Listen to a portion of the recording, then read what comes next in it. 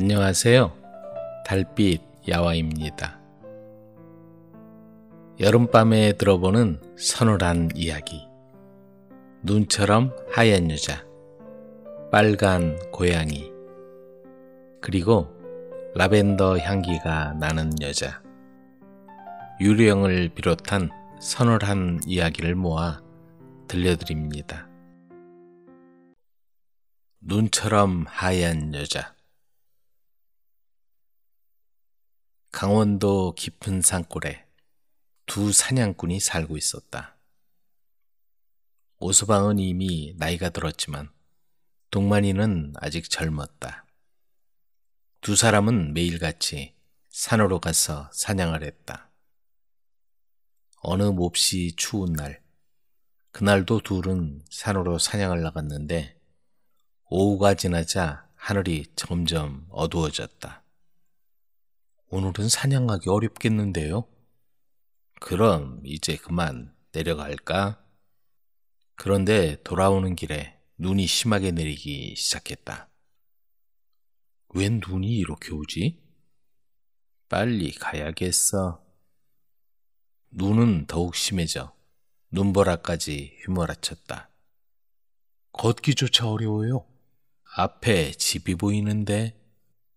두 사람은 연기가 나는 작은 집에 들어가 눈이 그치기를 기다리기로 했다. 사람의 모습은 보이지 않았지만 다행히 화로가 있어 불을 피우고 따뜻하게 쉴 수 있었다. 이거 아침까지 꼼짝 못하겠는데요? 그래. 나이든 오서방은 눕자마자 잠이 들어버렸다. 그러나 젊은 동만이는 기분 나쁜 바람소리와 눈이 창문에 부딪히는 소리 때문에 잠을 이루지 못하고 있었다. 눈이 점점 높이 쌓여 작은 집이 조금 흔들렸다. 폭설에 푹 잠겨 집안은 점점 추워졌다. 동만이도 피로가 몰려와 어느 사이에 잠이 들고 말았다. 얼굴에 차가운 무엇이 닿는 것 같아 동만이는 깜짝 놀라 눈을 떴다. 잠겨있던 문이 활짝 열려 있었고 하얀 눈 속에 여자가 서 있었다. 그 여자는 마치 눈같이 하얀 옷을 입고 있었다. 갑자기 그 여자가 들어와 자는 오서방 위에 엎드리더니 훅 하고 숨을 빨아들였다. 그 입김이 마치 하얀 연기 같았다. 그 다음엔 동만이에게 다가왔다. 무슨 일을 당할까 두려워서 일어나려고 했지만 몸이 움직이지 않고 목소리도 나오지 않았다. 여자는 한참 동안 동만이의 얼굴을 보더니 이렇게 말했다. 너를 보니 너무 불쌍해 보이는구나. 아직 젊은 몸이니 살려주도록 하지. 하지만 오늘 밤 내가 본 걸 아무에게도 말해서는 안 된다. 만약 입 밖에 내는 날엔 너도 없애고 말 테다. 여자는 그렇게 말하고 스르륵 문을 빠져나갔다. 동만이는 꿈속에서 일어난 일인지 현실인지 분간이 안 되어 오서방을 흔들어 깨웠다. 영감님, 영감님. 동만이는 오서방을 여러 번 불러보았다. 목소리가 공허한 찬바람을 뚫고 방 안을 가득 채웠다. 하지만 아무 대답이 없었다. 오서방은 이미 싸늘하게 변해 있었다. 날이 밝자 눈이 그쳤다. 해가 떠오르고 한참 지나자 작은 집에 온 마을 사람이 얼어붙은 오서방 옆에 정신을 잃고 쓰러져 있는 동만이를 발견했다. 동만이는 정신을 차렸지만 마을로 돌아와서도 그 하얀 여자의 일은 아무에게도 말하지 않았다. 1년이 지난 어느 날 해질 무렵 동만이가 집으로 돌아가려고 산에서 내려오고 있는데 저만치 걸어가는 여자가 있었다. 어디로 가십니까? 마을 입구까지요. 동만이가 인사를 하자 여자는 그렇게 대답했다. 근처에서는 못 보던 얼굴이었다. 동만이와 여자는 나란히 걸으면서 이것저것 이야기를 나누었다. 여자는 이름이 설이라고 하고 지난달 부모님이 돌아가셔서 산소를 다녀오는 길이라고 했다. 그러면서 가족이 아무도 없어 친척 집을 찾아간다고 말했다. 그런 말을 하며 걷는 동안 동만이는 왠지 여자에게 마음이 끌리기 시작했다. 보면 볼수록 아름다운 여자였다. 아가씨는 아름다우니 분명히 좋은 일이 있을 겁니다. 설은 살며시 웃어 보였다. 두 사람은 한참을 걸어갔다. 말없이 걷고 있을 때도 입은 다물고 있지만 마음이 통하는 걸 느꼈다. 마을로 돌아오자 동만이는 설에게 잠시 우리 집에서 쉬고 가세요 하고 말했다. 이렇게 해서 설은 동만이의 집까지 따라갔다. 설은 마음씨도 고와서 동만이의 어머니도 마음에 들었다. 그래서 만약 괜찮다면 자기 집에 있어도 좋다고 말했다. 설은 그러기로 하고 동만이와 함께 지내면서 동만이의 아내가 되었다. 아내가 되고 나서 설은 동만이와 어머니에게도 무척 잘했다. 5년이 지나자 동만이의 어머니가 돌아가셨다. 설은 동만이의 아이를 둘이나 낳았다. 태어난 아이들은 매우 총명하고 하얀 피부를 가졌다. 설은 아이를 낳아도 마을에 처음 왔을 때처럼 여전히 젊고 아름다웠다. 그러던 어느 날 밤 아이들도 잠이 들고 부부는 둘만의 시간을 갖게 되었다. 호롱불 밑에서 바느질을 하는 설의 모습을 바라보며 동만이가 입을 열었다. 여보, 아무에게도 말하지 않았지만 당신이 그렇게 불빛을 받아 얼굴이 하얗게 빛나는 걸 보고 있으니 지금까지 잊고 있던 옛날 일이 떠오르는구려. 내가 18살 때 당신만큼 아름답고 하얀 피부를 가진 여자를 만났어. 그 여자는 정말 아름다웠지. 설은 손에 쥐고 있는 바늘을 보면서 말했다. 그런 일이 있었어요? 어디서 그 여자를 보았나요? 그래서 동만이는 그날 밤 하얀 여자가 자기 위에 몸을 덮쳤다는 것, 그리고 오서방이 얼어붙었다는 걸 다 말해버렸다. 그래요? 정말 무서운 밤이었겠네요. 설이 말하자 동만이는 다시 그렇게 아름다운 여자를 본 적이 없었어. 하지만 그 여자는 사람이 아니었지. 나는 그때 그 여자가 너무 무서웠어. 사람이 아니었던 것 같아. 그 말을 듣자 아내의 눈빛이 날카롭게 빛났다. 동만이는 순간 아차했다. 그건 난생 처음 보는 두려운 얼굴이었다. 그게 바로 나예요. 그때 한마디라도 말하면 목숨을 빼앗겠다고 분명히 말했을 거예요. 그렇지만 이렇게 천진난만한 얼굴로 자는 아이들을 생각하면 당신 목숨을 앗아가선 안 되지. 그럼 이 아이들을 잘 길러주길 바래요. 부탁해요. 목소리가 점점 가늘어지더니 설은 마침내 하얗게 빛나는 안개가 되어 모습이 사라져버렸다. 얼마 후 사람들이 동만이의 집에 가보니 동만이가 머리를 헝클어뜨리고 미친 사람처럼 우뚝 서 있었다.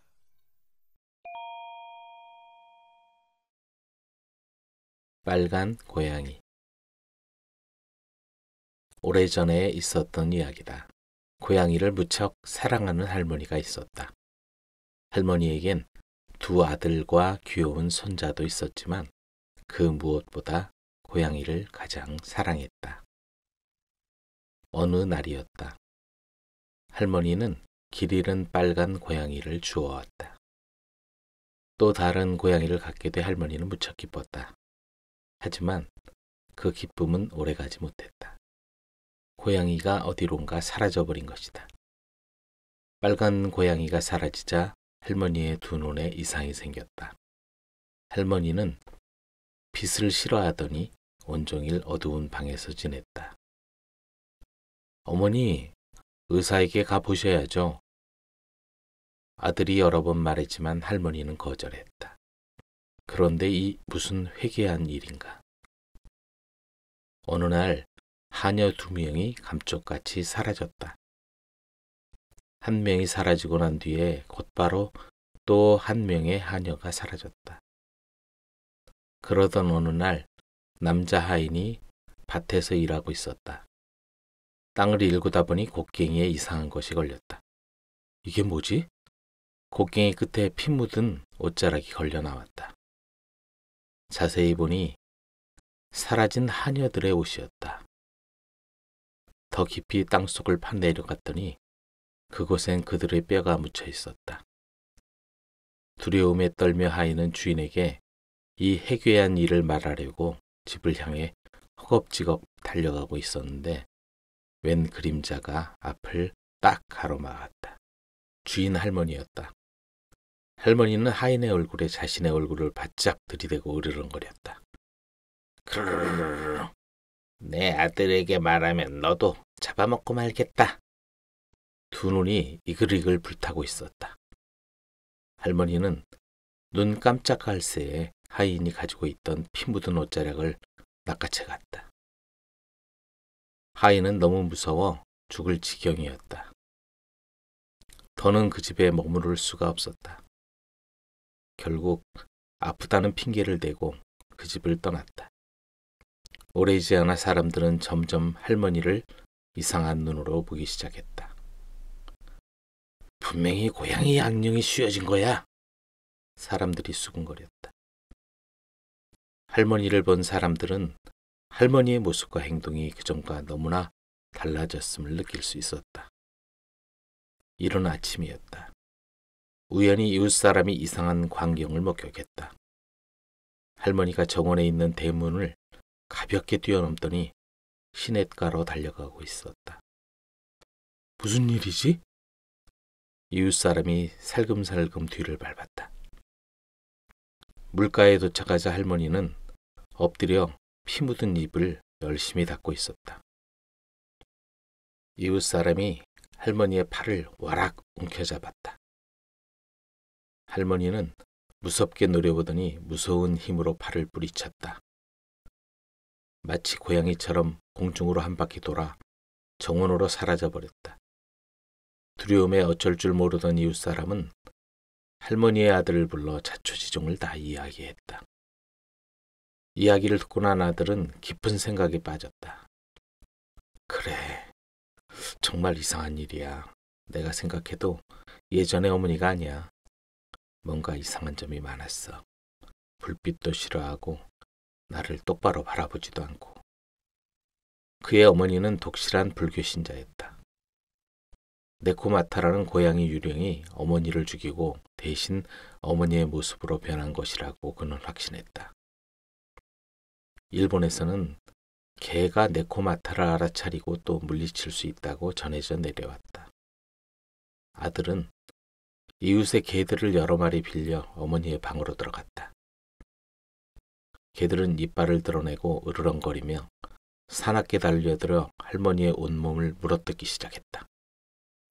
거의 죽을 지경이 되자 할머니는 본래의 모습으로 서서히 돌아가기 시작했다. 그건 할머니가 그토록 사랑하고 아끼던 빨간 고양이였다. 자기를 그토록 사랑해 주었던 할머니를 잡아먹고는 할머니의 모습으로 변했던 것이었다. 더 많은 사람을 잡아먹으려고 했던 빨간 고양이 유령이었다. 일본 사람들은 그때부터 빨간 고양이를 기르지 않았다. 그 고양이는 바로 네코마타라는 악마였기 때문이었다.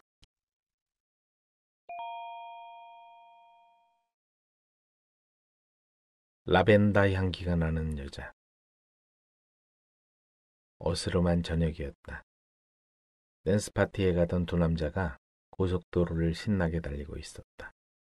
손을 흔들고 서 있는 예쁜 여자를 보자 두 사람은 얼른 차를 세웠다.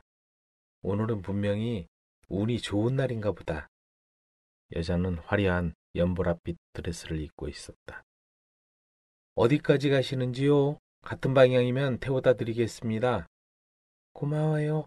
저는 지금 2마일 정도 떨어진 곳에서 열리는 댄스 파티에 가려는 중이에요. 그렇다면 우리와 같은 방향이군요. 우리도 지금 그곳으로 가고 있는 중이에요. 어머, 정말 잘 되었네. 그렇지 않아도 늦을까봐 걱정이었는데. 그들은 즐겁게 얘기하고 웃고 떠들었다. 여자는 시종일관 웃음을 잃지 않았다. 그것은 그녀의 아름다움을 돋보이게 했다. 파티장에서도 여자는 모든 사람의 사랑을 한 몸에 받았다. 뛰어난 미모에 나를 듯이 환상적인 춤솜씨, 게다가 그녀의 말솜씨와 유머 감각이 뛰어났다.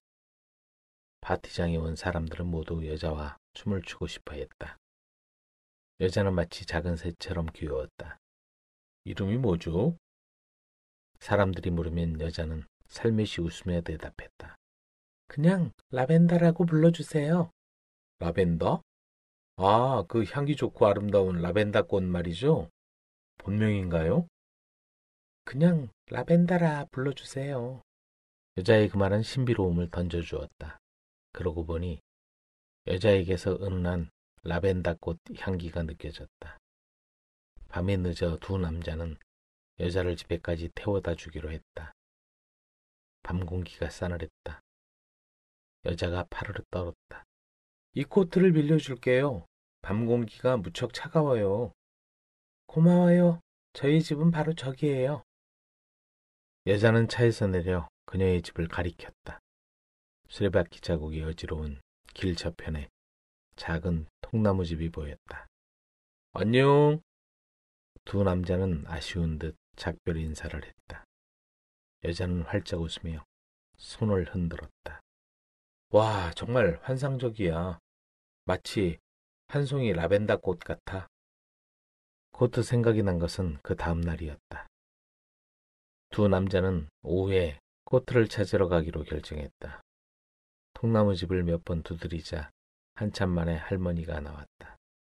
라벤더를 만나러 왔는데요.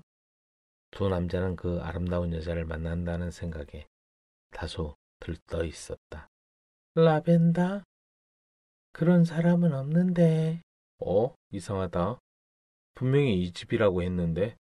저 다름이 아니고요. 라벤더에게 제 코트를 빌려줬거든요.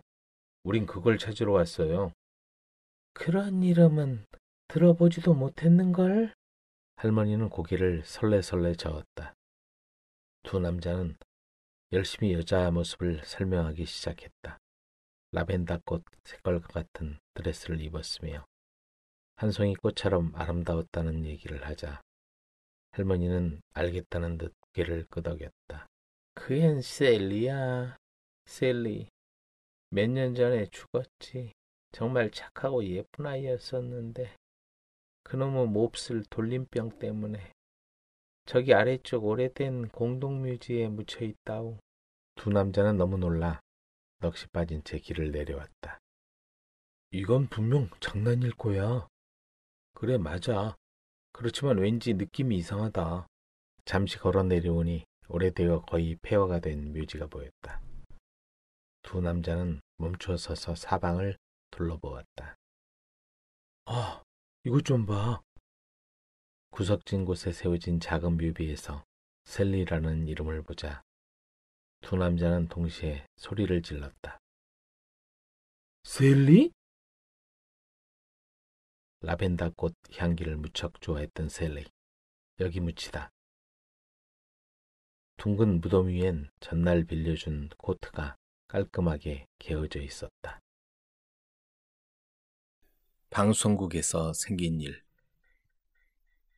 연예인 중에는 영적 체험이나 초현실적 현상을 경험했다는 사람이 많은데 그들이 주로 드나드는 TV 방송국에서도 기이한 현상이 많이 일어난다. 우선 F방송국. 수년 전 영업부에 근무하던 30대 남자 직원이 갑자기 사망했다.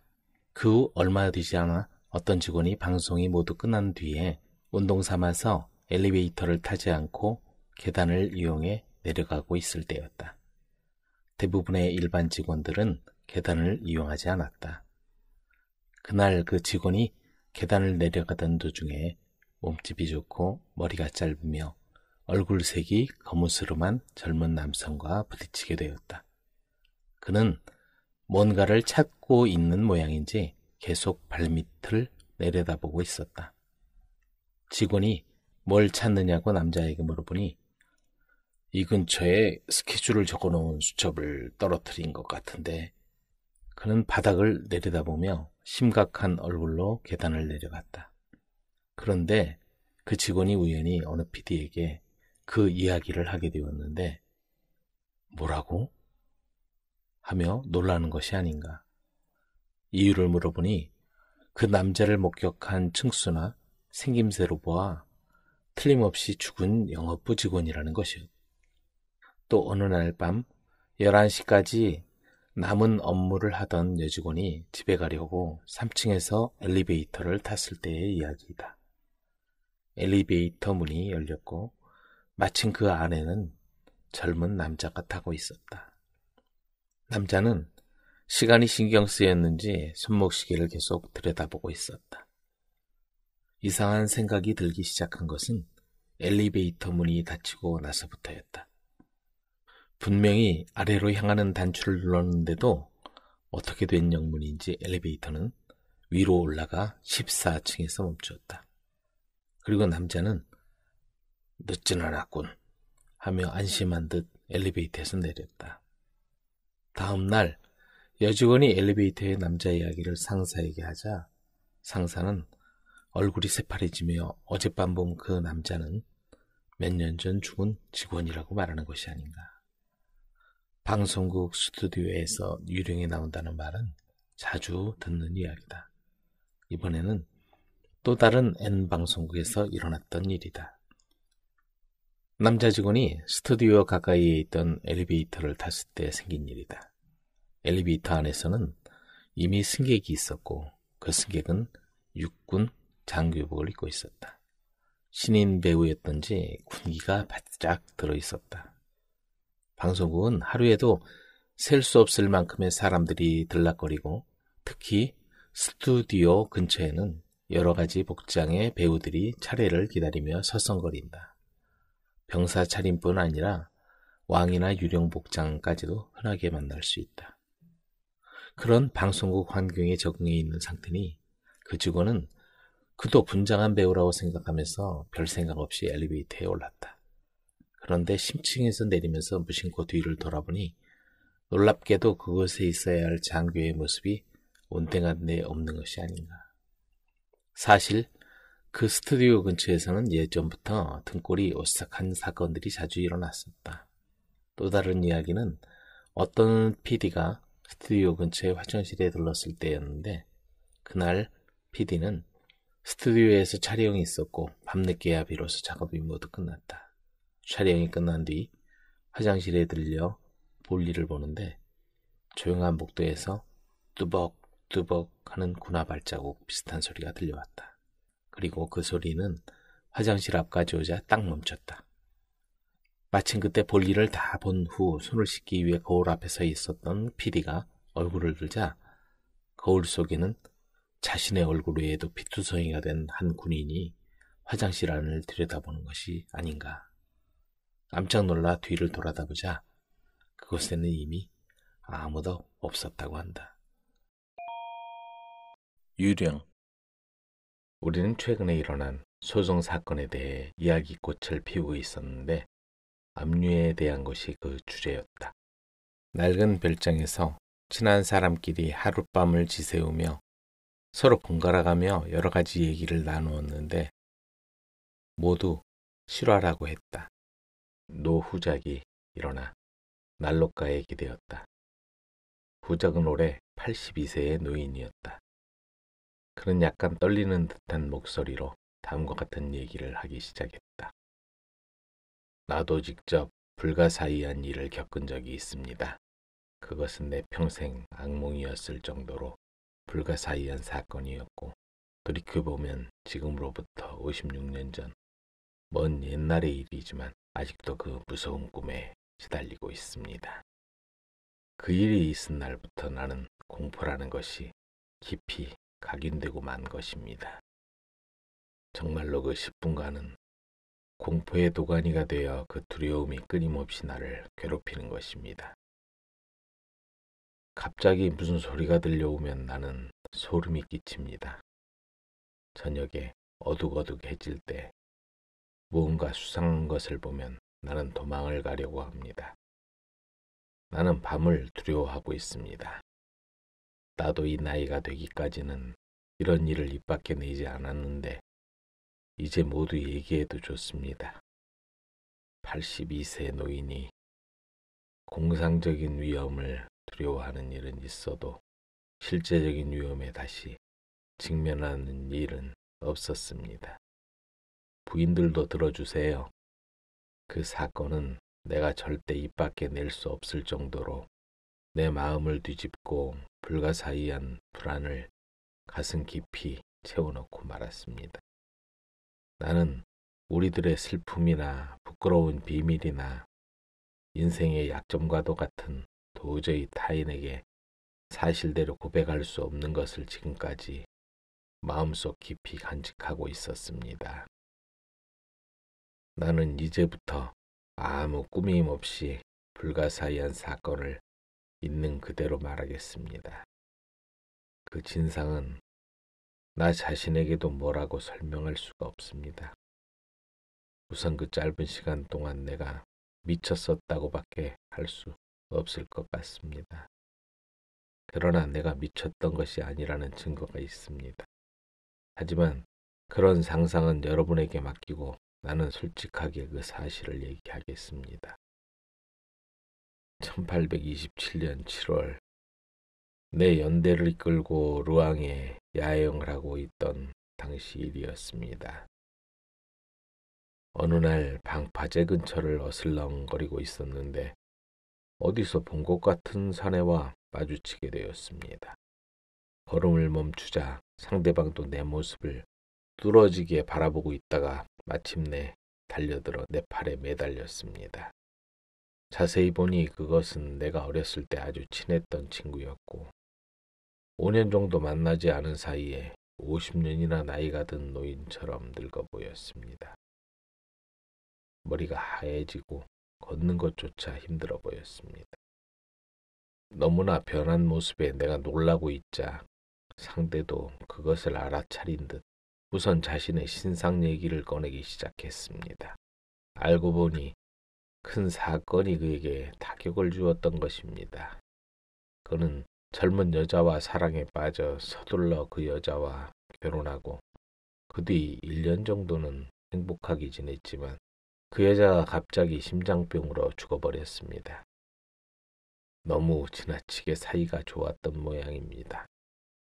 그는 아내 장례식 날 자기가 살던 고장을 떠나 이 루앙에 임시로 거처를 마련하고 있었는데 그 쓸쓸함과 슬픔은 말할 필요가 없었습니다. 깊은 슬픔이 뼛속까지 스며들어 그는 몇 차례 자살을 기도했을 정도였습니다. 그 얘기를 한 뒤 그는 이렇게 말했습니다. 여기에서 다시 자네를 만난 것은 정말 행운이야. 꼭 부탁할 것이 있네. 내 별장에 가서 서류를 좀 갖다 주게. 급하게 필요한 것이니까. 그 서류는 내 방, 아니 우리의 방 책상 서랍에 들어있는데 아무래도 비밀로 보내는 것이니까 변호사나 고용인을 보낼 수는 없네. 방을 나설 때 단단히 잠가두고 왔으니까 열쇠를 자네에게 건네주겠네. 책상 서랍 열쇠도 함께 건네줄 테니까 가지고 가주게. 그리고 자네가 가면 안내하도록 집을 지키는 정원사에게 메모를 써주겠네. 내일 아침 함께 식사를 하면서 자세히 설명하겠네. 별로 어려운 역할도 아니어서 나는 그 일을 또 맡았습니다. 이곳에서 별장이란 집까지는 25마일에 지나지 않아 나에게 꼭 알맞은 소풍이고 말을 타고 가면 1시간 정도면 도착할 수 있는 곳이었습니다. 이튿날 아침 10시쯤에 우리 둘은 함께 아침 식사를 했습니다. 그러나 그는 특별한 얘기도 하지 않고 한 20마디 정도 한 다음 이제 돌아가겠다고 말을 꺼낸 겁니다. 다만 내가 부탁을 받고 가는 그의 방에는 그의 행복이 산산이 깨진 채로 남아있어 내가 그곳을 찾아간다는 것을 생각하는 것만으로도 자기 가슴 속에 일종의 비밀스런 갈등이 일어나는 듯이 몹시 불안해 보였는데 그래도 결국 나에게 부탁하는 일을 솔직하게 털어놓았습니다. 그건 아주 간단한 일로 어제도 슬쩍 얘기한 바와 같이 책상 오른쪽 서랍에 넣어둔 편지 봉투 다발과 서류를 꺼내서 가져와 달라는 것뿐이었습니다. 그리고 그는 끝으로 이 한마디를 덧붙였습니다. 그 서류를 보지 말라고는 말하지 않겠네. 대단히 신뢰가 되는 말에 나는 감정이 상했습니다. 남의 중요한 서류를 누가 함부로 본단 말인가 하고 약간 격한 어조로 따지자 그도 당혹한 표정으로 입을 다물었습니다. 제발 참아주게. 나는 지금 제정신이 아니니까. 그는 눈물이 글썽해지면서 이같이 말했습니다. 그날 오후 1시쯤 나는 그 임무를 수행하기 위해 출발했습니다. 그날은 눈부실 정도로 맑게 갠 날이어서 나는 종달새 노래를 들으면서 승마구두에 리듬을 붙여 찰칵찰칵 대검이 부딪는 소리를 내며 목장을 빠져나왔습니다. 얼마 안 가서 숲으로 들어가자 나는 말에서 내려 걷기 시작했고 나뭇가지가 부드럽게 내 뺨을 스치곤 했습니다. 나는 가끔 나뭇잎 하나를 쥐어뜯어 씹기도 했습니다. 알려준 집에 다가갔을 때 나는 집을 지키는 정원사에게 건네야 할 편지를 꺼내다가 그것이 봉인되어 있어 당황했습니다. 이렇게 되면 곤란하다. 차라리 이대로 돌아갈까 하고 매우 불쾌함을 느꼈습니다. 하지만 한편으로 생각하면 그도 제정신이 아닌 상태이므로 그만 멍청하게 봉인을 해버렸을지도 모르니 나쁘게 생각하지 말자고 다시 생각을 했습니다. 자세히 보니 이 별장 모양의 건물은 최근 20년 정도는 비어 있었던 것처럼 문이 활짝 열려 있는 채 썩어 있었고 풀이 길을 메우듯이 무성해 있었습니다. 내가 덧문을 차는 소리를 듣고 한 노인이 쪽문을 열고 나오다가 그곳에 서 있는 내 모습을 보자 매우 놀란 것 같았습니다. 말에서 내려 그 편지를 내밀자 노인은 그것을 한번 읽고 또 다시 읽은 다음 의심하는 것 같은 눈초리로 나에게 물었습니다. 그런데 당신은 무슨 일로 오셨습니까? 당신 주인이 보낸 편지에 쓰여 있을 것이요. 이 집에 들어가야 하겠소. 그는 더욱더 어리둥절한 표정으로 또 말했습니다. 그래요. 그럼 당신이 들어가시는 겁니까? 주인님의 방에. 나는 답답해졌습니다. 그렇소. 왜 그런 걸 따지는 거요? 그는 말을 더듬거리면서 아닙니다. 다만 그 방은 불행한 일이 있었던 뒤로 열어본 적이 없어서. 그럼 5분만 기다리시오. 내가 잠깐 어떻게 되었는지 보고 올 테니. 나는 화가 나서 그를 가로막았습니다. 농담을 하는 거요.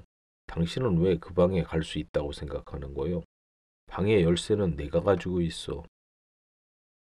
그도 이젠 할 말이 없었던지 그럼 당신을 안내하죠. 사다리가 있는 곳을 가르쳐주면 돼요. 내가 혼자 살 테니까.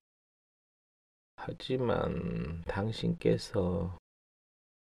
나는 우라통이 터졌습니다. 이젠 입을 닥쳐요. 그렇지 않으면 당신 자신을 위해서도 좋지 않아요. 나는 그를 밀치고 집 안으로 들어가 처음에는 주방, 다음엔 그 노인 내외가 사는 작은 방을 빠져나가 큰 홀로 나왔습니다. 거기에서 계단을 올라가자 나는 친구가 가르쳐준 방문을 발견했습니다. 열쇠를 가지고 있었으므로 어려움 없이 문을 열고 그 방 안으로 들어갈 수 있었습니다. 방 안은 캄캄해서 처음에는 아무것도 보이지 않았습니다. 나는 이런 낡은 빈집에 따르기 마련인 퀴퀴한 냄새에 숨이 막혀서 가만히 서 있었습니다. 그동안의 내 눈은 점점 어두운 것에 익숙해졌고 난잡해진 큰 방 안에 침대가 놓여 있는 것을 또렷하게 볼 수 있게 되었습니다. 침대에 시트는 없었고 이불과 베개 2개가 나란히 있을 뿐이고 그 하나에는 조금 전까지 누군가가 그곳에 자고 있었던 것처럼 머리와 팔꿈치의 자국이 생생하게 남아 있었습니다. 의자는 모두 흩어져 있었고 문짝도 열린 채로 있었습니다. 나는 우선 창가로 가서 빛이 들어오게 하려고 문을 열었는데 밖에 셔터의 자물쇠가 녹슬어 그걸 벗겨낼 수가 없어서 칼로 틀어 열려고 했지만 잘 되질 않았습니다. 그러는 사이에 내 눈은 어두운 곳에 익숙해졌고 난 창을 여는 일을 단념하고 책상 쪽으로 다가갔습니다. 그리고 팔걸이 의자에 앉아 서랍을 열었습니다. 그 안은 무언가 빼곡하게 채워져 있었는데 나는 서류 뭉치와 편지를 꺼내서 일러준 대로 곧바로 찾기 시작했습니다. 그 겉봉투에 쓰인 것을 보려고 어둠 속에서 눈을 움직이고 있을 때 내 뒤쪽에서 가볍게 바스락거리는 소리가 들려왔습니다. 들렸다기보다 느꼈다고 해야 할 것입니다. 그러나 틈새 바람이 커튼을 흔들었을 정도로 생각하고 나는 별로 신경을 쓰지 않았습니다. 하지만 바스락거리는 소리가 이번에는 또렷하게 들렸고 소름이 끼쳤습니다. 난 그런 사소한 일에 놀라서 뒤를 돌아보는 것도 바보 같아서 그대로 찾는 일을 계속하고 있었습니다. 마침내 2번째 종이 꾸러미를 발견했고 3번째 꾸러미를 발견했을 때 내 어깨 근처에서 슬픈 듯한 큰 한숨이 들려왔습니다. 난 놀라서 벌떡 일어나 칼을 잡고 뒤를 돌아보았습니다. 칼을 쥐고 있지 않았더라면 나는 겁쟁이가 되어 도망쳐 나왔을 것이 틀림없습니다. 키가 큰 한 여인이 흰옷을 입고 지금까지 내가 앉아있던 의자 뒤에 서서 나와 마주하고 있었던 겁니다. 나는 거의 뒤로 나자빠질 뻔했습니다. 그때 놀란 건 아마 아무도 모를 겁니다. 만일 당신들이 그걸 보았다면 혼비백산에서 숨은 멎고 온몸은 해면처럼 뼈가 없이 무너져 버리고 말았을 겁니다. 나는 유령 따위를 믿는 사람이 아닙니다. 그래도 죽은 자의 무어라 말할 수 없는 두려움 앞에서는 항복하고 말았습니다. 나는 공경에 처해 어찌할 바를 모르고 있었습니다. 그 뒤 평생 그때처럼 공경에 처했던 일은 없었습니다. 여인이 그대로 언제까지나 가만히 있었다면 나는 정신을 잃고 말았을 것입니다. 그 여인은 말을 했습니다. 내 신경을 곤두세우며 상냥하고 가련한 어조로 말을 걸었습니다.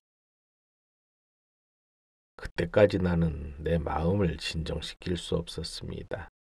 사실 반은 제정신이 아니었는데 그래도 나에게는 일종의 긍지가 있고 군인으로서의 자존심도 있으므로 체면을 지킬 수 있었던 겁니다. 나는 나에 대해서 또 그 여인에 대해서 위엄을 갖추게 되었습니다. 상대가 처음 나타났을 때에는 아무것도 생각할 겨를이 없었지만 그 시점에 이르러 우선 정신은 차릴 수 있게 된 것입니다. 그러나 속으로는 아직 두려워하고 있었습니다. 당신에게 폐가 되는 부탁이 있는데 나는 대답을 하려고 해도 말이 나오지 않아 애매한 목소리가 목구멍에서 나올 뿐이었습니다. 들어주시겠습니까? 여인은 계속해서 말했습니다.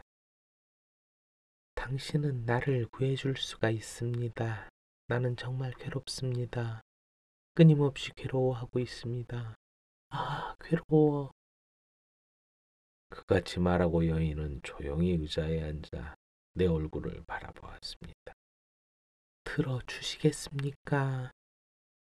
나는 아직 확실하게 말을 하지 못해 말없이 고개를 끄덕이자 여인은 거북이 등껍질로 만든 빗을 나에게 건네고는 작은 목소리로 말했습니다. 내 머리를 빗겨주세요. 제발 내 머리를 빗겨주세요. 그렇게 하면 나를 고칠 수 있습니다. 내 머리를 봐주세요. 얼마나 괴로운지 모릅니다. 내 머리칼을 봐주세요. 얼마나 머리칼이 손상됐는지 모릅니다. 여인의 흐트러진 머리칼은 매우 길고 검은색이었으며 그녀가 앉아있는 의자를 넘어 거의 바닥에 닿을 정도로 길게 늘어져 있었습니다. 내가 왜 그 짓을 했을까? 나는 떨면서 그 빗을 받아들어 마치 뱀을 잡은 것처럼 차게 느껴지는 여인의 머리에 손을 댔습니다.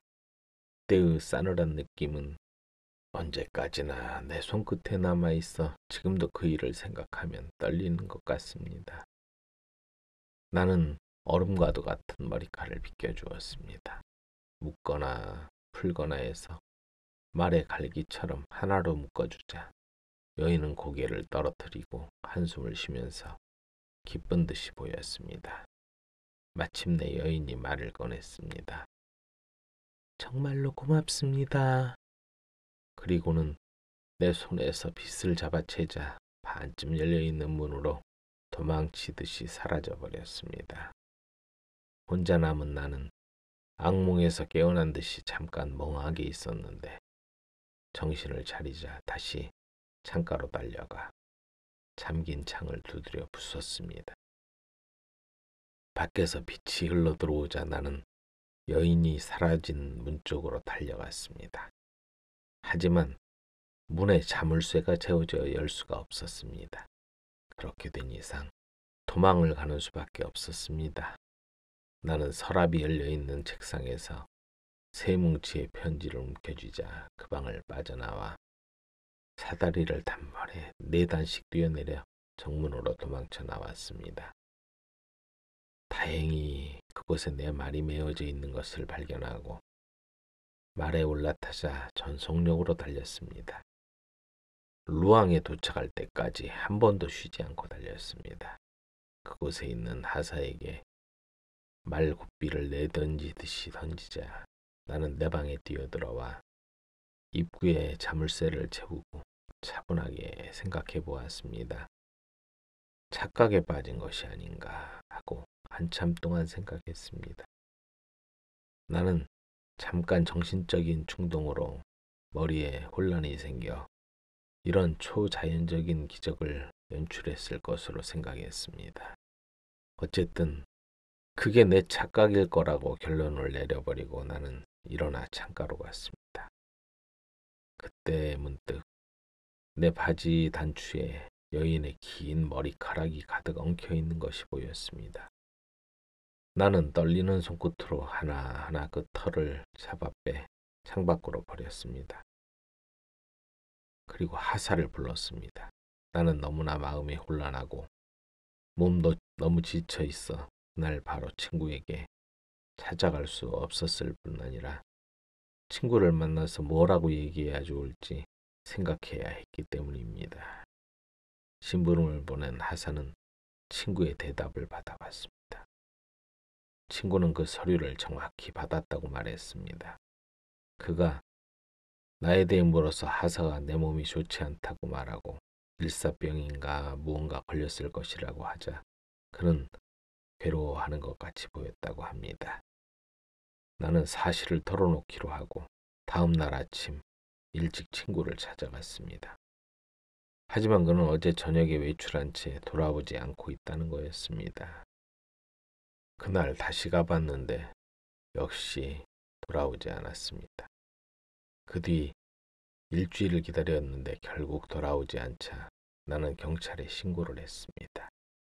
경찰에서도 사방팔방으로 수사를 해보았지만 그의 흔적을 발견할 수 없었습니다.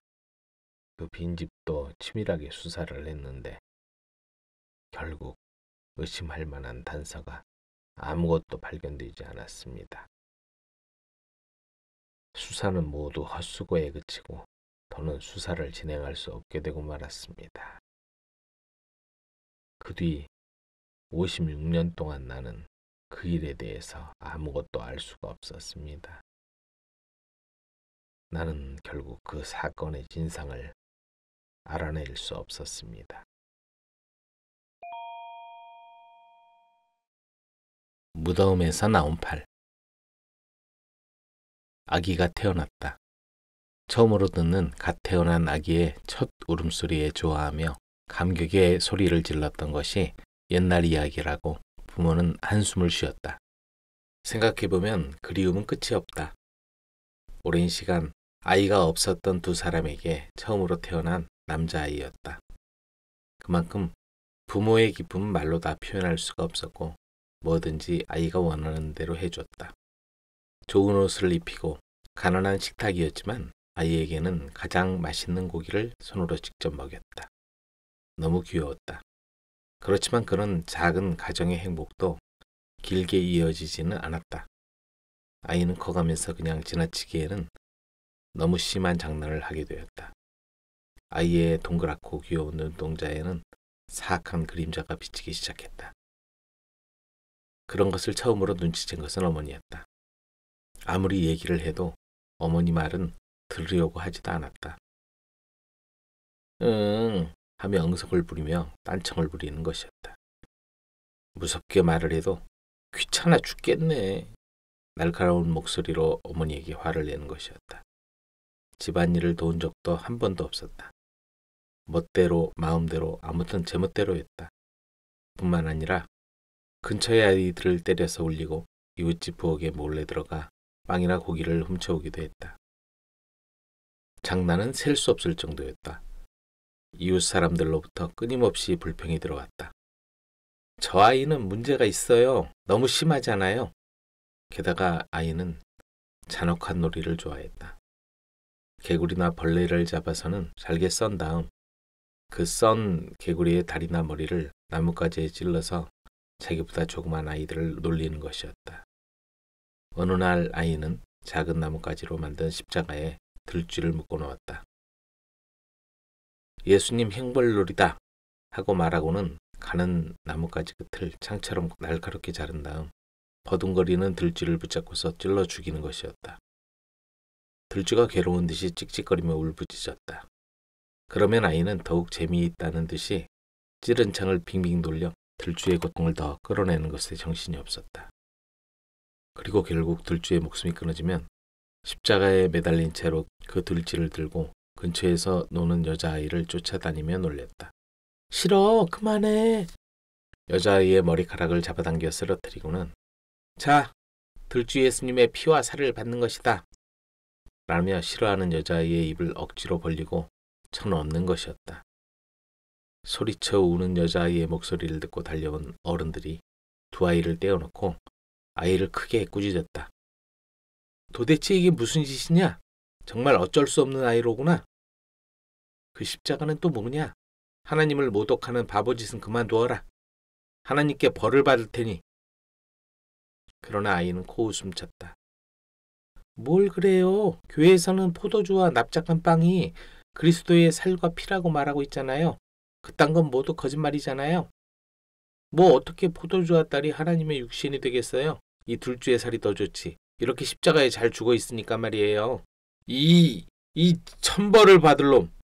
마을 사람들이 시뻘건 얼굴을 하고는 주먹을 올렸을 때는 재빠른 아이는 이미 도망친 후였다.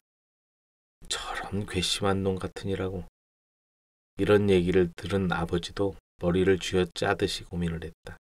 그렇지만 아무리 심한 벌을 주어도 아들은 말을 듣지 않았다. 어린 녀석이 세상을 완전히 삐뚤게 보고 있구나. 그럼 앞으로 좋은 일도 없을 테고 어떻게 해야 한단 말인가. 아버지는 머리를 감싸고 한숨을 쉬었다. 그렇게 아이의 방자함은 부모의 심각한 두통의 원인이 되었지만 아들은 그런 부모의 한탄은 전혀 신경 쓰지 않았다. 어떻게 해서든지 저 아이를 바른 길로 인도해야 할 텐데 그런 부모님의 애원도 허무하게 더욱더 심해져 갔다. 어떤 때는 나무라는 어머니를 발로 걷어찰 정도였다. 그러던 어느 날 아들이 갑자기 병으로 쓰러졌다. 부모는 정성껏 간호했다. 아무리 못된 아이지만 부모에게 있어서는 무엇과도 바꿀 수 없는 귀한 아들이었다. 밤낮을 가리지 않고 아이를 돌보는 시간이 늘어갔다. 그렇지만 아들의 상태는 점점 나빠져 갔다. 분명히 행실이 나빠서 하나님이 포기하신 거예요. 그 악마 같은 꼬마는 무슨 병인지도 모른다고 하던데? 맞아요. 그게 바로 하나님이 내리신 벌이라고요. 남의 얘기하기를 좋아하는 마을 아주머니들은 그렇게 소문을 퍼뜨렸다. 아이는 고열로 부모의 얼굴도 알아보지 못하고 계속 헛소리를 하더니 결국 숨을 거두었다. 어머니는 소리 높여 울었다. 아버지는 아들의 손을 부여잡고는 꼼짝도 하지 못했다. 다음 날 조용히 장례식이 치러졌다. 마을 사람들이 작은 관을 마을 밖에 있는 묘지로 옮겼다. 아버지는 슬퍼하는 어머니를 부축하며 뒤에서 따라갔다. 구덩이 앞에서 기도를 올리고 아이의 시신을 조용히 묻었다. 이상한 일이 일어난 건 다음 날이었다. 아침 일찍 어느 농부가 묘지를 지나면서 이상한 걸 발견했다. 묘비조차 없는 허술한 무덤에 아직 부드럽게 덮여있는 흙 위에 뭔가 하얀 말뚝 같은 것이 삐져나와 있었다. 장난꾸러기들이 나쁜 짓을 한 것은 아닌지 농부는 급히 어제 묻힌 아이의 무덤으로 달려왔다. 농부는 자신의 눈을 의심했다. 그건 사람의 팔뚝이 불쑥 나와 있는 것이었다. 아직 어린, 확실히 아이의 것으로 보이는 팔뚝이었다. 손가락은 허공을 지나가는 바람을 잡으려는 듯이 약간 접혀 있었다. 군데군데 아직 젖은 흙이 붙어 있었다. 큰일이다. 농부는 새파랗게 질려서 한 걸음에 마을로 뛰어갔다. 마을은 크게 혼란스러워졌다. 마을 사람들은 무덤으로 달려갔다. 정말로 하늘을 향해 팔뚝이 무덤 위로 솟아나와 있었다. 엊그저께 죽은 아이 팔뚝 같군.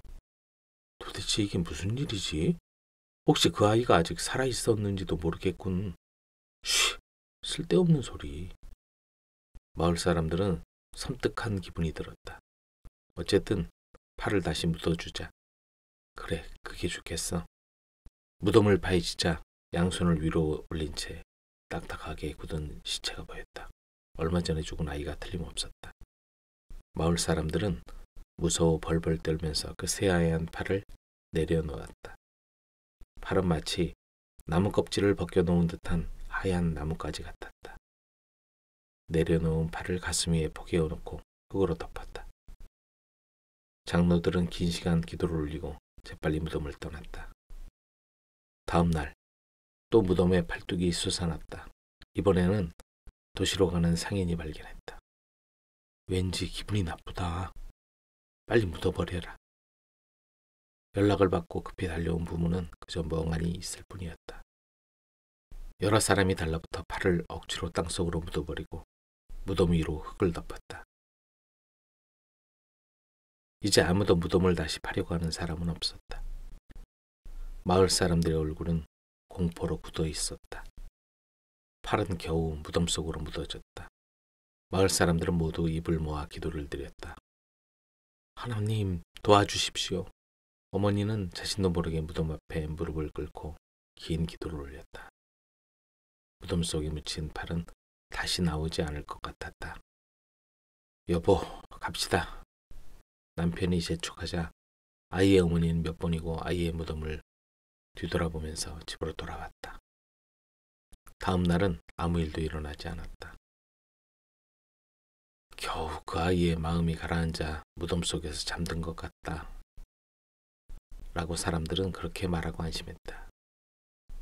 그렇지만 3일째 되던 날 아침 또다시 팔은 무덤에서 솟아올랐다.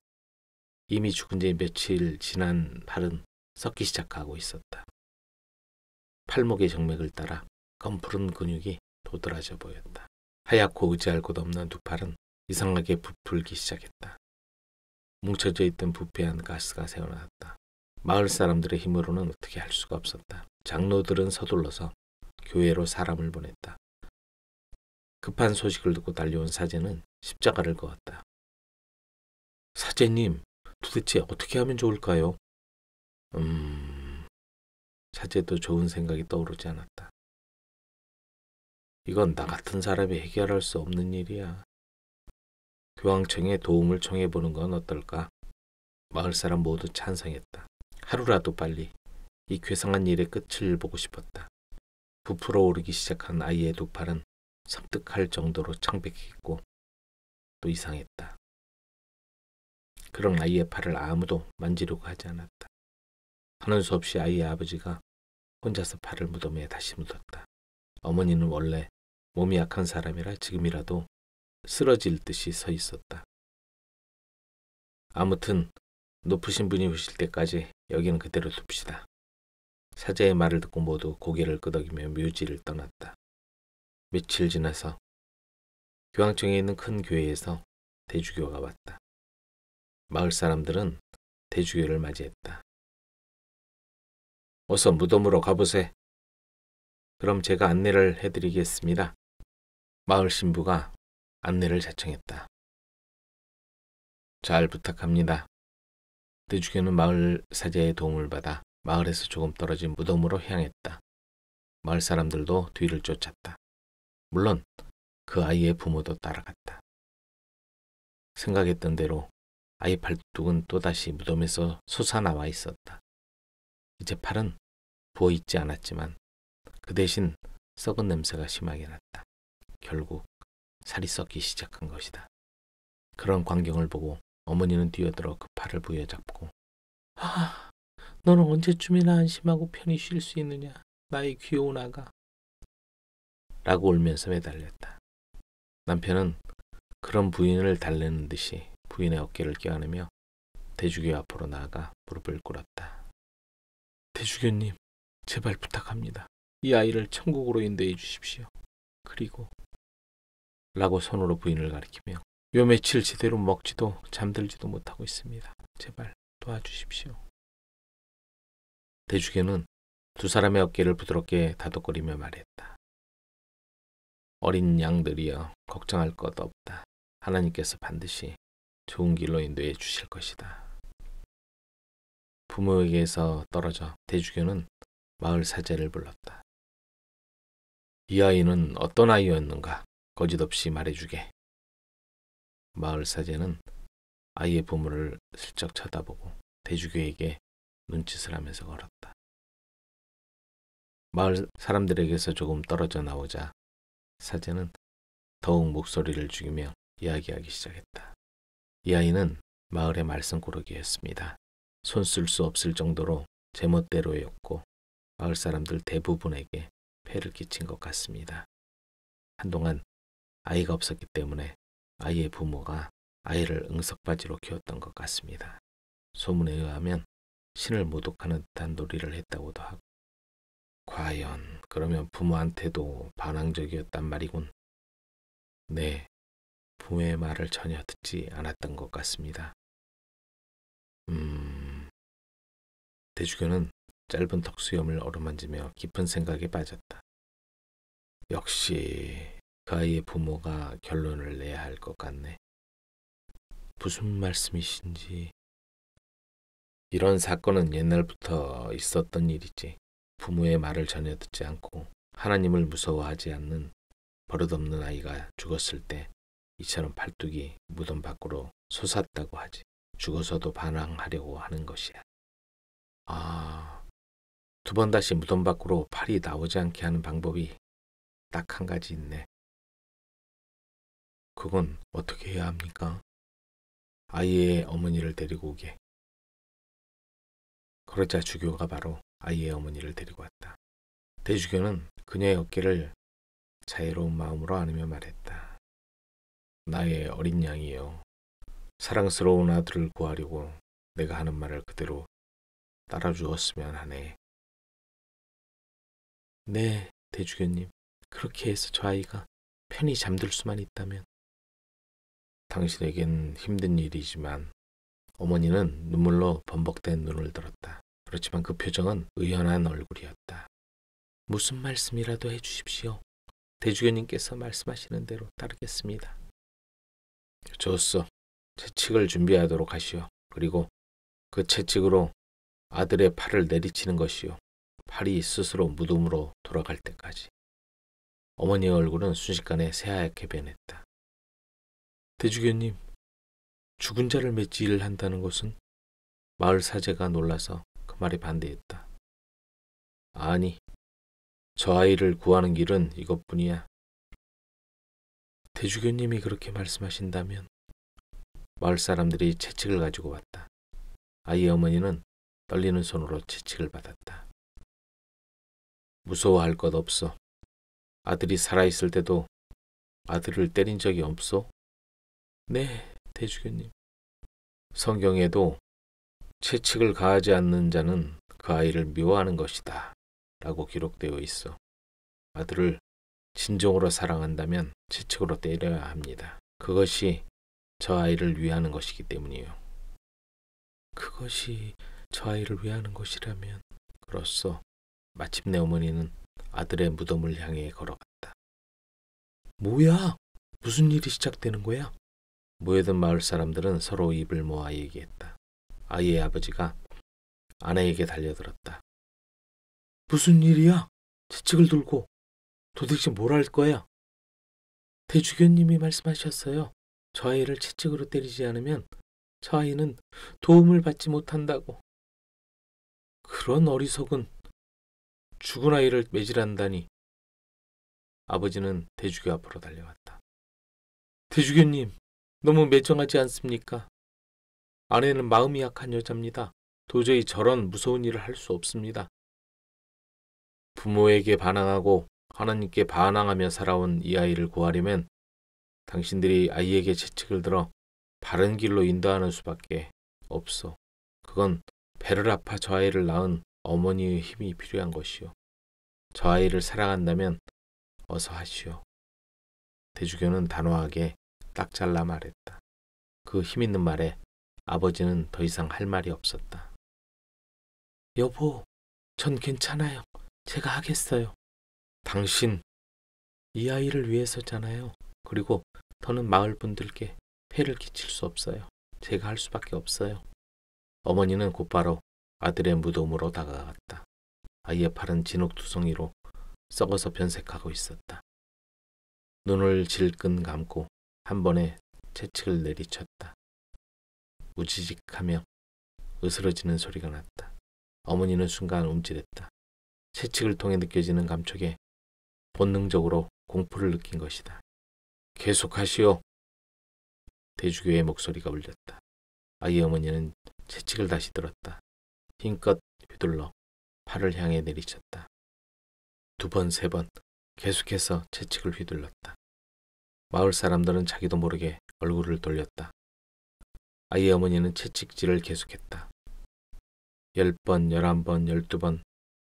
그래도 아이의 어머니는 홀린 듯이 채찍질을 계속했다. 언제부터인가 그 어머니 눈동자에는 말로 표현할 수 없는 이상한 빛이 흘렀다. 아이의 아버지는 그런 아내의 모습을 반은 포기하고 반은 무서워하면서 쳐다보았다. 이 여자가 미친 것은 아닌가? 겨우 채찍 소리가 멈춰졌다. 아들에 대한 사랑인가? 그렇지 않으면 이제는 증오밖에 없는가? 시간은 천천히 흘러갔다. 아직 팔은 저항하듯이 후기로 솟아올라 있었다. 아버지는 자신도 모르게 무릎을 꿇고 기도했다. 빨리 끝내주어라. 빨리 흙으로 돌아가거라. 눈물이 흘렀다. 하지만 팔은 아직도 하늘을 향해 서 있었다. 마을 사람들은 어느새 다른 곳으로 눈을 돌리지 않고 있었다. 아니, 눈을 돌릴 수가 없었다.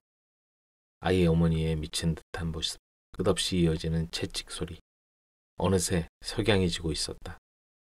하지만 이 기묘한 의식은 끝나지 않았다. 아이 어머니는 지쳐 있었다. 채찍을 들고 있던 손가락에서 피가 배었다. 그리고 밤이 되었다. 결국 팔은 저항을 포기했다. 마치 지금까지 팽팽히 긴장하고 있었던 활의 끈이 끊어진 것 같이 팔은 힘없이 땅으로 떨어졌다. 그리고 뱀과 같이 기어들어가 눈 깜짝할 사이에 보이지 않았다. 땅으로 돌아간 것이다. 침묵이 주위를 맴돌았다. 아이의 어머니는 잠시 채찍을 손에 든 채로 그곳에 서 있었다. 가장 먼저 움직인 건 아이의 아버지였다. 아내에게 달려가 껴안았다. 떨어졌다. 남편의 말에 아내는 힘이 빠졌다. 무너지듯이 남편에게 쓰러졌다. 채찍이 떨어졌다. 대주교가 천천히 걸어왔다. 잘 해냈소. 우리 어린 양이여. 긴 하루가 끝났다. 그 이후로 아이의 무덤에서 팔뚝이 솟아오르는 일은 두 번 다시 없었다. 불타는 배. 바다새라는 이름의 화려한 배가 깊고 푸른 바다를 항해하고 있었다. 그 배는 크고 웅장했으며 하얀 선체는 마치 새처럼 아름다웠다. 갑판에는 각종 귀한 보물들이 가득 실려 있었다. 그 보물들은 이 배의 선장과 선원이 남아메리카 온두라스에 사는 스페인 사람들과 인디언들에게 속임수를 써서 빼앗은 것들이었다. 항해는 순조로웠다. 바람이 좀 세게 불었지만 날은 청명했다. 그러나 보물 때문에 선장과 선원 사이에 싸움이 벌어졌다. 자신들의 몫을 나누는 일에 있어서 그들은 서로에게 앙심을 품었다. 바람 부는 것엔 신경도 쓰지 않고 선장과 선원은 싸우기에 바빴다. 갑자기 날씨가 변덕을 부리기 시작했다. 하늘 끝이 점점 검게 변하더니 바람이 울부짖기 시작했다. 깜깜한 밤이 되자 파도가 더욱 세차게 몰아쳤다. 바다새우는 거센 파도에 휩쓸려 이리저리 흔들리고 있었다. 불빛이 보인다! 한 선원이 외쳤다. 저 멀리서 이상한 불빛이 보이더니 그 불빛은 점점 가까워졌다. 그것은 거세게 타오르는 거대한 배였다. 선장과 선원은 공포에 질려 아무 말도 하지 못하고 그저 멍하니 서 있었다. 선장이 신음하듯 말했다. 이건 틀림없는 유령선이야. 얼마 전에 실종된 파라티네호가 틀림없어. 다른 선원들이 잇따라 말했다. 선원들은 모두 굶어서 죽었고 선장은 살해되었죠. 선원은 배를 버리고 도망치고 배는 암초에 부딪혀 부서져 불길에 휩싸였어요. 배가 불타는 동안 여자들은 비명을 질러댔고 죽음의 그림자가 서서히 파라티네오를 덮치고 말았지요. 이것이 우리가 아는 불타는 배에 대한 이야기죠. 배 안에 있던 사람들은 공포와 두려움에 온몸을 떨었다. 타오르는 배는 바다새우 옆을 지나갔다. 휘몰아치는 바람소리와 실성한 여자의 찢어지는 듯한 비명이 배 안에서 들려왔다. 사람들은 숨을 죽이고 있었다. 두 눈은 두려움에 젖어 있었다. 아침이 되자 불타는 배는 온데간데 없이 사라졌다. 밤새도록 그 다음 날까지도 온종일 폭풍우가 몰아쳤다. 밤이 되자 불타는 배가 다시 나타났다. 사람들은 등골이 오싹해졌다. 온몸이 꽁꽁 얼 정도로 공포감에 시달렸다. 한마디 할 수도 없었고 한 발자국도 움직일 수 없었다. 배는 너덜너덜한 코르크마개처럼 물 위에 둥둥 떠 있었다. 두려움 속에서 바다새호의 선장과 선원들은 셋째 날 밤을 맞이했다. 또 나타났어요. 불타는 배가 또다시 나타났고 실성한 여자의 비명이 여전히 들려왔다. 저기 좀 보세요. 그 여자가 달려오고 있어요. 불타는 배 속에서 한 여자가 머리를 풀어헤치고 나타났다. 배는 아직도 불타고 있었다. 사람들의 눈이 휘둥그레졌다. 아니, 이럴 수가. 귀신에 홀린 게 틀림없어.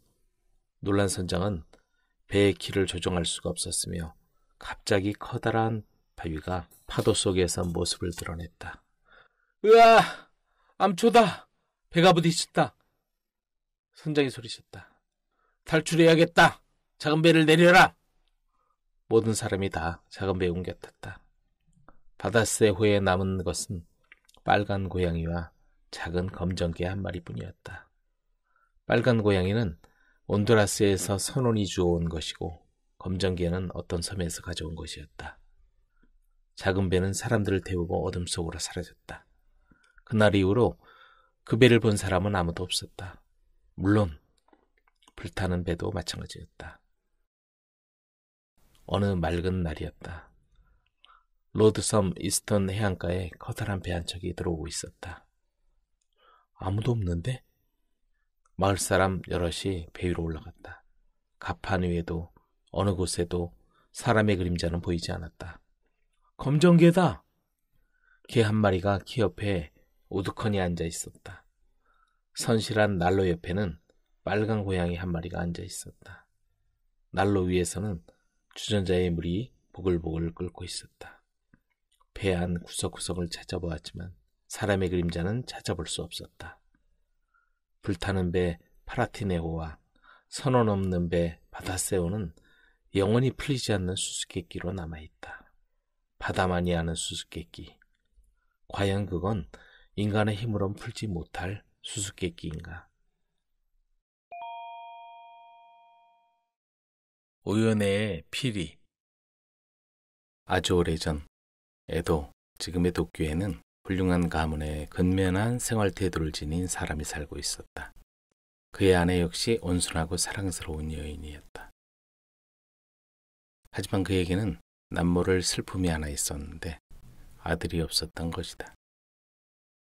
그들에게는 오연네라는 딸이 있었는데 그건 귓속의 쌀이라는 의미였다. 그들은 아이를 목숨보다 더 사랑했고 소중하게 키웠다. 아이는 나이가 들자 하얗고 붉은 피부에 긴 눈을 가지게 되었고 푸른 대나무처럼 가냘프고 날씬한 몸매가 되었다. 오연애가 12살이 되었을 때 낙엽이 질 무렵 어머니는 몸이 약해지더니 병이 들고 수척해졌다. 단풍나무의 붉은 잎이 변하기도 전에 그녀는 세상을 떠났고 수위에 쌓여 땅에 묻혔다. 그녀의 남편은 슬픔으로 제정신이 아니었다. 그는 큰 소리로 울부짖으며 가슴을 쳤고 땅에 들어 누워 며칠 동안 먹지도 자지도 않았지만 아이는 매우 조용했다. 시간이 흘러갔고 남자는 일에만 몰두했다. 겨울이 되자 눈이 내려서 아내의 무덤을 덮었다. 그의 집에서 아내의 무덤까지 나 있는 길에도 역시 눈이 내렸고 그 길에는 아이의 희미한 발자국 외에는 어떤 자국도 나 있지 않았다. 봄이 오자 그는 옷을 차려입고 벚꽃을 보러 나갔다. 매우 기분이 좋아진 그는 금방을 입힌 종이 위에다 시를 적어 벚나무 가지에 매달았고 그 종이가 바람에 펄럭였다. 그 시는 봄과 사케를 찬미하는 것이었다. 그는 모든 것을 잊으려고 오렌지빛 백합나무를 심었고 다시는 아내에 대해 생각하지 않았다. 하지만 아이는 여전히 어머니를 기억했다. 해가 가기 전에 아버지가 새로운 신부를 데리고 왔는데 그 여인은 아름다운 얼굴을 하고 있었지만 사악한 사람이었다. 하지만 불쌍할 정도로 어리석은 그 남자는 행복해하면서 그녀에게 아이를 맡겼고 모든 것이 잘 되고 있다고 믿었다. 오연의 아버지가 딸을 사랑하고 있었기 때문에 계모는 질투심과 끔찍한 증오심을 가지고 아이를 미워했다. 계모는 매일 잔인하게 아이를 다루었고 아이의 온순한 성품과 인내심에 더욱 화가 났다. 그러나 아버지 때문에 그녀는 오연애에게 못된 짓을 심하게 하지는 못했다. 그래서 계모는 때를 기다렸다. 불쌍한 아이는 고통과 끔찍한 두려움 속에서 밤낮을 보냈지만 이러한 일들에 대해 아이는 아버지에게 한마디도 하지 않았다. 그런데 얼마 후 남자는 사업 때문에 멀리 떨어져 있는 도시에 가게 되었다. 그 도시의 이름은 교토였는데 에도에서 걷거나 말을 타고서 여행하려면 며칠이 걸리는 곳이었다. 남자는 부득이하게 그곳으로 가야만 했고 석 달 이상을 그곳에 머물러야만 했다. 그와 함께 가게 될 하인들이 필요한 모든 것을 꾸렸다. 출발하기 전날 밤이었다. 그는 아침 일찍 떠나야만 했다. 그는 오연애를 불러서 말했다. 이리 오너라, 내 사랑하는 귀여운 딸아. 오연애는 다가가서 그 앞에 무릎을 꿇었다. 교토에서 돌아올 때 무슨 선물을 가져왔으면 좋겠니? 아이는 여전히 머리를 숙인 채 대답하지 않았다. 대답해보렴, 이 버릇없는 녀석. 금으로 만든 부채를 가져올까? 아니면 비단 두루마기나 빨간 무늬가 있는 허리띠를 가져올까? 아이가 심하게 흐느끼기 시작했다. 그러자 그는 아이를 달래려고 무릎 위에 앉혔다. 하지만 아이는 소매로 얼굴을 가리면서 마치 가슴이 터지기라도 한 것처럼 울면서 말했다. 아버지, 아버지 제발 가지 마세요. 멀리 떠나가지 마세요. 하지만 내 귀여운 딸아, 나는 가야만 한단다. 그리고 곧 돌아올 거야. 내가 가버렸다고 생각되자마자 곧 나는 손에 멋진 선물을 가득 들고 다시 여기 돌아와 있을걸? 아버지, 그럼 나도 데려가 주세요. 세상에, 어린아이에게는 얼마나 먼 길인데 걸어갈 거니? 아니면 짐을 가득 실은 발을 타고 가겠니? 그리고 네가 어떻게 도쿄의 여관에서 지낼 수 있겠니? 안 된다. 귀여운 녀석, 여기 있거라. 잠깐이야. 어머니가 내 곁에 있을 거야. 그의 팔에 안긴 아이는 몸서리를 쳤다. 아버지, 아버지가 가버리면 나를 더 보지 못할 거예요.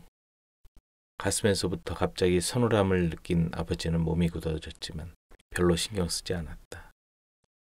그는 오연애를 부드럽게 떼어놓았고 아이는 그림자처럼 조용히 가버렸다. 아침이 되자 아이는 동이 트기도 전에 피리를 들고 아버지에게 갔다. 대나무로 만들어진 피리는 부드럽게 윤이 났다. 우리 정원 뒤편에 있는 작은 숲의 대나무로 제가 직접 만들었어요, 아버지. 아버지를 위해서요. 아버지가 나를 데리고 갈 수 없으니까 이 작은 피리를 가지고 가세요. 아버지가 나를 생각할 때마다 이 피리를 부세요. 그리고 아이는 진홍빛 줄이 젖은 하얀 비단 손수건으로 피리를 싸더니 진홍색 끈으로 둘둘 감았다. 아버지는 그것을 받아서 소매 속에 집어넣었다. 그리고 그는 길을 떠나 교토로 가는 길로 접어들었다. 그는 문에 서서 자기 뒷모습을 바라보는 아이를 보았다. 길이 구부러지자 더는 아이의 모습은 보이지 않았다. 오연애의 아버지는 거대하고 화려하게 변하는 교토의 모습을 보았다.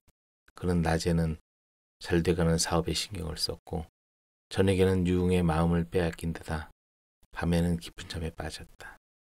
그렇게 시간이 흐르는 동안 그는 애도와 집, 아이에 대한 생각을 거의 하지 않았다. 2달이 지나갔고 다시 3달이 지났지만 그는 돌아갈 생각을 하지 않았다. 어느 날 저녁, 그는 친구가 마련한 화려한 만찬에 갈 준비를 하고 있었다. 연애에 입으려고 생각한 화려한 비단 옷을 상자에서 찾고 있을 때 그는 여행복 소매 속에 감추어져 있던 작은 피리를 발견했다. 진홍빛 줄이 쳐진 하얀 손수건에서 그것을 꺼냈을 때 그는 가슴속에서 얼음같이 차가운 냉기가 기어 나오는 것을 느꼈고 이상한 한기를 느꼈다. 그는 꿈속을 걷듯이 숱이 타는 화로 옆으로 다가갔다. 입술에 피리를 갖다 대자 거기에서 길게 이어지며 통곡이 새어나왔다. 그는 허둥지둥 돗자리 위에 피리를 떨어뜨렸고 손뼉을 쳐서 하인을 부르고는 그날 밤 나가지 않을 것이라고 말했다. 그는 마음이 편치 않아 혼자 있을 생각이었다. 한참에 그는 피리를 집었다. 다시 길고 슬픈 울음소리가 나왔다. 머리에서 발끝까지 몸이 덜덜 떨렸지만 그는 피리를 불었다. 아버지, 에도로 돌아오세요. 에도로 돌아오세요, 아버지. 떨리는 아이의 목소리는 비명으로 바뀌더니 그쳤다. 끔찍한 예감이 그 남자를 사로잡았다. 그는 제정신이 아닌 것 같았다. 그는 집과 그 도시에서 뛰쳐나와 잠도 자지 않고 먹지도 않으며 밤낮으로 여행했다. 너무 창백하고 흐트러진 몰골 때문에 사람들이 그를 미쳤다고 생각하면서 그를 피했다. 어떤 이들은 그가 신에게서 벌을 받은 사람이라고 여기며 동정했다. 마침내 그는 집에 도착했다. 그의 모습은 머리에서 발까지 여행으로 초라해졌고 발은 피투성이가 되었으며 피곤해서 빈사 상태나 마찬가지였다. 아내가 문에서 그를 맞이했다. 아이는 어디 있어? 아이요? 그래, 내 아이. 그 애는 어디 있어? 그는 고통스럽게 소리쳤다. 아니 여보, 내가 어떻게 알겠어요? 책 속에 파묻혀 있든가 정원에 있든가 아니면 잠자고 있든가 그것도 아니면 아마도 친구들과 놀러 나갔겠죠? 아니면... 됐어. 그런 말은 필요 없어. 자, 내 아이는 어디 있지? 그러자 그녀는 두려움을 느꼈고 놀란 눈으로 그를 바라보며 말했다. 대나무 숲속에 있어요. 남자는 그곳에서 달려가 푸른 대나무 줄기들 사이에서 오연애를 찾았지만 아이는 어디에도 없었다. 오연애! 오연애! 계속해서 불렀지만 아무런 대답이 없었고 바람만이 메마른 대나무 이파리들 사이에서 한숨 지었다. 그는 소매 속에 작은 피리가 있다는 것을 알고 그것을 꺼내 조심스럽게 입술에 갖다 댔다. 희미한 한숨 소리가 새어나오면서 목소리가 희미하면서도 가엽게 말했다. 아버지, 사랑하는 아버지, 심술궂은 계모가 나를 죽였어요. 3달 전에 나를 죽였어요. 계모는 나를 대나무 숲에 있는 황무지에 묻었어요. 아마 내 뼈를 찾을 수 있을 거예요. 아버지는 나를 다시 보지 못할 거예요. 아버지는 나를 다시 보지 못할 거예요. 그 남자는 칼을 들고 판결을 내렸다. 순진한 아이의 죽음에 대한 복수심에 칼로 사악한 아내를 죽인 것이다. 그리고 그는 오리 거친 하얀 옷을 입고 얼굴에 그늘을 들이우는 커다란 밀짚 모자를 썼다. 지팡이를 들고 지프로 된 비옷을 걸친 그는 발에 샌들을 신고 일본의 성지로 긴 순례 여행을 떠났다. 그의 가슴이 옷주름 사이에는 작은 피리가 언제나 함께 있었다.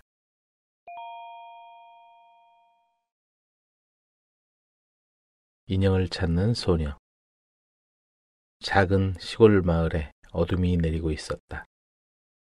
갓 부임한 젊은 여선생은 아이들 시험지를 채점하고 있었다. 조금 피곤했지만 다음날 수업도 준비할 겸 늦게까지 일을 하기로 했다. 수업 끝나고 늦게까지 학교에 남아있지 마세요. 될 수 있으면 해지기 전엔 집으로 돌아오도록 하세요. 하숙집 아주머니 말이 떠올랐다. 처음 발령을 받고 갔던 교육위원회에서도 똑같은 말을 했었다. 하지만 한동안 자리가 비어 있어서 할 일이 태산같이 쌓여 있었다. 이곳이 마음에 들어. 아이들도 순박하고 이곳에 오길 정말 잘했어. 시골 벽지의 학교. 교사 한 명도 없어서 아이들이 배우지 못한다는 건 정말 불행한 일이었다. 드디어 교단에 서서 열정적으로 아이들을 가르치고 싶었던 소망이 이루어진 것이다. 도시에서 한참 떨어진 시골이었지만 그건 전혀 문제가 되지 않았다. 학교에 부임한 지 겨우 한 달밖에 안 되었지만 여선생은 모든 게 만족스러웠다. 아이들 머릿속에 좀 더 많은 지식을, 가슴속엔 따뜻한 사랑을 가득 넣어줘야지. 노을이 내린 하늘이 정말 아름다웠다. 어둠이 서서히 세상을 삼키고 있었다. 그때였다. 갑자기 뭔가 차갑고 오싹한 느낌이 머리끝부터 발끝까지 느껴졌다. 갑자기 몸이 으스스하네. 이상한데? 알 수 없는 두려움이 온몸을 감싸고 있었다. 교실 뒤쪽에서 누군가 자신을 뚫어지게 보고 있는 것 같은 느낌에 여선생은 하던 일을 멈추고 얼른 고개를 돌렸다. 그런데 이게 웬일인가. 소스라치게 놀란 여선생이 벌떡 일어났다. 바로 맨 뒤 자리에 다 떨어진 옷을 입은 여자아이가 우두커니 앉아있는 게 아닌가. 9살, 10살이나 되었을까. 그 아이는 손을 든 채 처량하게 여선생을 바라보고 있었다. 무슨 일이지? 선생님, 오늘 배울 곳이 어딘가요? 아무리 봐도 모르겠어요. 숙제로 해올 곳이 어딘지 가르쳐 주세요. 그리고요. 여자아이가 잠시 머뭇거렸다. 여선생은 너무 놀라 등에서 식은땀이 흘렀다. 하지만 침착하게 물었다. 계속해보렴. 내가 도와줄 수 있는 거라면 도와줄게. 헝겊으로 만든 제 인형을 도저히 찾을 수가 없어요. 제가 가장 아끼는 인형이거든요. 어디 있을까요? 여선생은 아이에게 다가갔다. 아이가 들고 있는 책을 보며 여선생은 다시 한번 깜짝 놀랐다. 그 책은 아주 오래전에 쓰던 국어 교과서였다. 7, 8년 전의 것인데? 여선생은 너무 놀라 말문이 탁 막혔다. 한 발자국도 움직일 수가 없었다. 넋을 잃고 아이를 쳐다보았다. 어느 순간 여자아이가 사라졌다. 정말 눈 깜짝할 사이였다. 여선생은 그날 저녁에 있었던 일을 하숙집 아주머니에게 말했다. 그 유령이 벌써 몇 년 동안이나 학교에 나타나고 있답니다. 그 유령을 보고 난 선생님들이 모두 학교를 떠나버렸지요. 아무도 이 학교에 남아있으려 하지 않았답니다. 그래서 선생님께도 수업이 끝난 후 늦게까지 학교에 남지 말라고 당부를 드렸던 겁니다. 침통한 표정으로 말하던 아주머니가 여선생에게 물었다. 많이 놀라셨지요? 언제 떠나시겠습니까? 떠나다뇨? 전 이 학교를 떠나지 않습니다. 여선생은 단호하게 대답했다. 그 아이는 제게 간절히 말했어요. 자기 인형을 찾아달라고. 또 공부를 무척이나 하고 싶어 했어요. 여선생은 그날 밤새 헝겊으로 인형을 만들었다. 그리고 아이에게 가르쳐줄 내용도 생각해 두었다. 아이가 다시 나타나면 인형을 주리라. 다음 날 여선생은 수업이 끝났지만 일부러 남아 있었다. 저녁 무렵 여자아이는 다시 나타났고 어제와 똑같은 말을 했다. 여선생은 아이에게 해야 할 공부도 정해주고 밤새 만든 헝겊 인형을 건네주었다. 인형을 받자마자 여자아이는 눈 깜짝할 사이에 사라졌다. 여선생은 하숙집 아주머니와 함께 그날 저녁 산책을 하다 마침내 늪에 도착했다. 오래전 일이었답니다. 한 여자아이가 살이 됐었지요. 한숨을 쉬어가며 아주머니가 말을 이었다. 아이는 학교에서 집에 돌아가던 길이었고 날은 어두웠었지요. 이튿날 늪 근처에서 아이의 시체가 발견되었습니다. 아이의 부모와 친척 그리고 온 마을 사람들이 아이가 갖고 있었던 인형과 범인을 찾으려 했지만 결국 찾지 못했답니다. 아주머니는 오래전 일어났던 슬픈 사건을 떠올리며 눈물 지었다.